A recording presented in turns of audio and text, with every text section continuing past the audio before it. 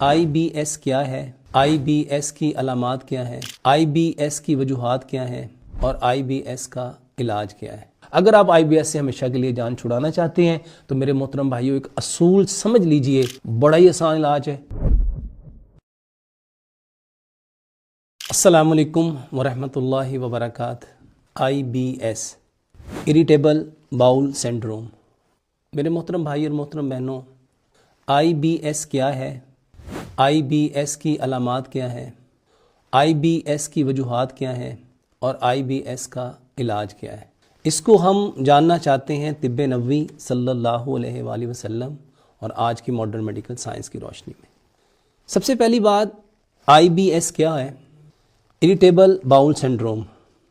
یہ جو ہمارا ڈائجسٹو سسٹم ہے، جس کو G I T tract, gastrointestinal tract کہتے ہیں، اس میں جو ہماری انٹسٹائن ہے، آنتوں کی ایک عام مگر تکلیف دینے والی بیماری ہے، جس میں ہماری جو آنتیں ہیں، جو انٹسٹائن ہے، وہ حساس ہو جاتی ہیں، وہ اریٹیبل ہو جاتی ہیں۔ ان میں کوئی زخم یا انفیکشن نہیں ہوتا، مگر جو کھانا انسان کھاتا ہے وہ ہضم نہیں ہو پاتا، اور آئی بی ایس میں جو آنتیں ہیں، جو باؤلز ہیں، جو انٹسٹائن ہیں، ان کی جو حرکت ہے وہ کبھی نارمل سے تیز ہو جاتی ہے یا کبھی نارمل سے سست ہو جاتی ہے، اور آنتوں اور برین میں جو ایک رابطہ ہے جس کو گٹ برین ایکس کہتے ہیں، میرے محترم بھائی اور محترم بہنوں، یہ متاثر ہو جاتا ہے۔ اس کی جو عام علامات ہیں نا، اس میں پیٹ میں درد ہونا، مروڑ اٹھنا، اپھارا جس کو گیس کہتے ہیں وہ ہو جانا، بار بار جو ہے وہ جو لوز موشن، اسہال ہونا، پیچش کی طرح صورت میں آنا، بعض اوقات آئی بی ایس میں قبض بھی ہو جاتی ہے، اور بعض اوقات جو سٹول پاس کرتے وقت ایک عجیب طرح کی بے سکونی ہوتی ہے، سٹول پاس کرتے وقت انسان بہت اریٹیٹ ہوتا ہے۔ میرے محترم بھائی اور محترم بہنوں، اس کے ساتھ ساتھ کھانا کھایا فوراً واش روم میں چلے گئے، ادھر کھانا کھاتے ہیں اور ادھر واش روم میں چلے جاتے ہیں۔ آئی بی ایس کی اگر ہم روٹ کاز کو دیکھیں، وجوہات کو دیکھیں، تو کیونکہ یہ جو ہماری انٹسٹائن، آنتیں اور برین ہے، اس کے درمیان جو گٹ برین ہے اس میں ڈسٹربنس ہوتی ہے، گٹ برین ایکسس جو ہوتا ہے اس میں پرابلم ہوتی ہے، تو یہ ایکچول میں جو ذہنی دباؤ ہوتا ہے، جو سٹریس ہوتا ہے، یہ جو انزائٹی ہوتی ہے، یہ جو ڈپریشن ہوتا ہے، یہ جو پریشانی ہوتی ہے، اس کی بھی وجہ ہے یہ جو غیر متوازن خوراک ہم کھاتے ہیں، بازار کے کھانے جو بہت زیادہ آئلی، بہت زیادہ تیز مسالے جات والے، یہ اس کی وجہ بھی بن سکتے ہیں۔ بہت سارے مریضوں میں دیکھا گیا ہے کہ نیند کی جو کمی ہوتی ہے، سلیپ جس کی ڈسٹرب ہو جاتی ہے، اس کی وجہ سے بھی یہ پرابلم ہوتی ہیں، اور بہت سارے لوگوں میں میرے محترم بھائی اور محترم بہنوں، آنتوں کا زیادہ حساس ہو جانا، جو انٹسٹائن ہے ان کا اریٹیبل ہو جانا، اس کی وجہ سے بھی ہوتی ہے، اور کبھی کبھی انفیکشن کے بعد بھی یہ پرابلم ہو سکتی ہے۔ اور بہت سارے لوگوں میں میرے محترم بھائی اور محترم بہنوں، جو لمبے وقت تک ایسی میڈیسن استعمال کرتے رہتے ہیں جو کئی سال استعمال ہوتی ہیں، ان کی وجہ سے بھی آئی بی ایس جو ہے وہ ہو جاتا ہے۔ کن چیزوں سے آئی بی ایس بڑھتا ہے اور کن کن چیزوں میں، کن کن صورتوں میں آئی بی ایس بڑھ سکتا ہے؟ میرے محترم بھائیوں، میں اکثر کہتا ہوں کہ جو اللہ نے پیدا کیا نا وہ کھانا چاہیے۔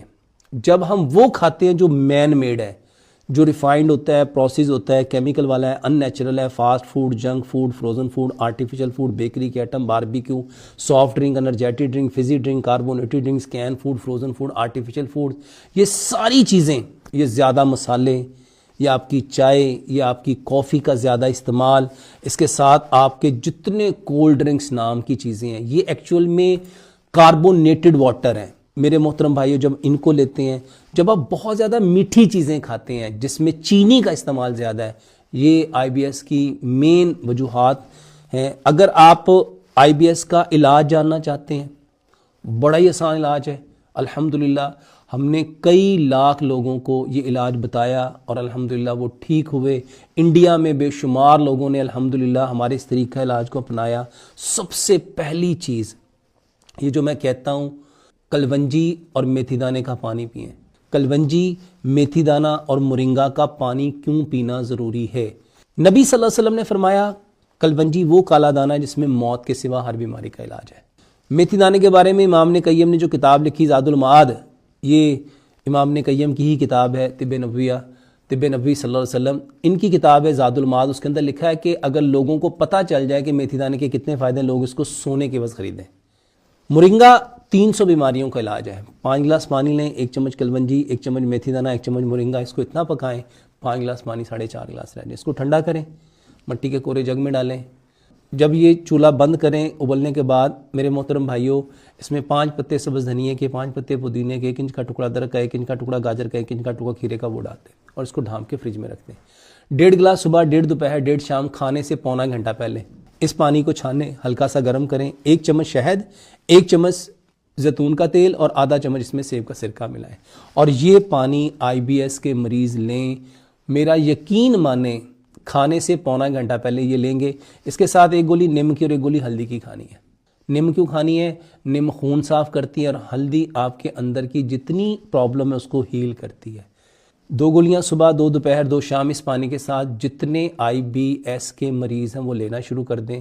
آپ یقین مانیے 1 ہفتے میں آپ کو فرق خود واضح نظر آئے گا۔ پہلا کام۔ دوسرے نمبر پہ سلاد کھائیں، کیونکہ میرے محترم بھائیوں فائبر والی جو غذائیں ہیں IBS کے لیے بہت ضروری ہیں۔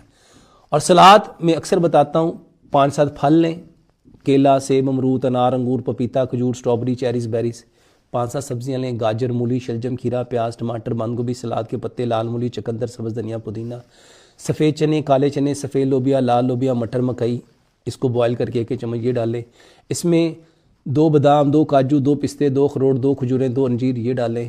سفید تل 1 چٹکی، کدو کے بیج 1 چٹکی، سورج مکھی کے بیج 1 چٹکی، چاروں مغز 1 چٹکی، کشمش 1 چٹکی، السی کے بیج 1 چٹکی۔ اس کی سلاد بنائیں اور یہ سلاد لیں۔ میرے محترم بھائی اور محترم بہنوں، IBS کے لیے یہ سلاد کھانے سے کم از کم آدھا گھنٹہ پہلے لیں۔ 1 لقمے کو میرے محترم بھائی اور محترم بہنوں اتنا چبائیں جتنے آپ کے دانت ہیں، کم از کم 32، اور اگر آپ نے 35 سے 40 بار اس کو چبا لیا، کھانا کٹے گا بھی، پھٹے گا بھی، چیرے گا بھی، پسے گا بھی، گودا ہی بنے گا، پیسٹ بنے گا، رس بھی بنے گا۔ IBS میں آپ کی باؤلز اریٹیبل ہو جاتی ہیں، وہ کھانے کو ہضم کرنے سے حساس ہو جاتی ہیں۔ اگر آپ کھانا منہ میں ہی پانی بنا کے باؤلز کو دیں گے، انٹسٹائن کو دیں گے، تو میرے محترم بھائیوں اس کو کوئی اریٹیبل وہ نہیں ہوگی، اریٹیٹ نہیں ہوگی۔ اس کے ساتھ 35 سے 40 بار چبانے کے لیے دانتوں کا مضبوط ہونا ضروری ہے۔ مسواک کیجئے اس نیت سے کہ پیارے پیغمبر جناب محمد صلی اللہ علیہ وآلہ وسلم نے فرمایا، اگر میں اپنی امت میں مشقت نہ جانتا تو میں مسواک کو ہر نماز پہ فرض کر دیتا۔ میرے محترم بھائی اور محترم بہنوں، مسواک میں 70 بیماریوں کی شفا ہے۔ اس کے ساتھ ہماری ایک پروڈکٹ ہے گولڈن ملک۔ میرے محترم بھائیوں، 1 کپ گائے کا دودھ لیجئے، اس میں 2 کپ پانی ڈالیے، آدھی چائے کی چمچ گولڈن ملک کی ڈالیں، اس کو اتنا پکائیں کہ 3 کپ جو ہے وہ 1 کپ رہ جائے۔ اس کو ایک دفعہ جو لوگ چائے کے شوقین ہیں، چائے کی جگہ پہ اس کو پیجئے، ایک دفعہ صبح ناشتے کے بعد اور ایک دفعہ رات کو سونے سے پہلے۔ ناشتہ کرنے کے 1-1.5 گھنٹہ بعد لیں گے۔